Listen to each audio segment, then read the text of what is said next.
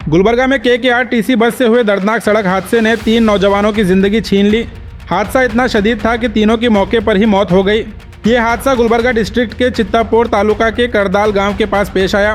मालूमात के मुताबिक तीनों नौजवान बोम्मानाहल्ली से वापस लौट रहे थे। इसी दौरान KKRTC बस और उनकी बाइक के दरमियान जबरदस्त टक्कर हो गई। हादसा इतना शदीद था कि बस का पहिया तीनों नौजवानों के ऊपर से गुजर गया और तीनों ने मौके पर ही दम तोड़ दिया।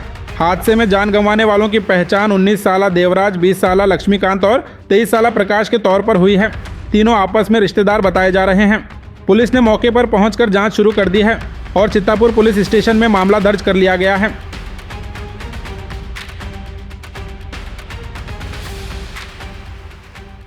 बाखर्स पब्लिक स्कूल, जहां मॉडर्न एजुकेशन और ब्राइट फ्यूचर का परफेक्ट कॉम्बिनेशन मिलता है। CBSE curriculum, digital board classrooms, experienced faculty, science and IT labs के साथ CCTV सर्विलेंस और सेफ ट्रांसपोर्ट फैसिलिटी भी अवेलेबल है। एडमिशन के लिए आज ही विजिट करें।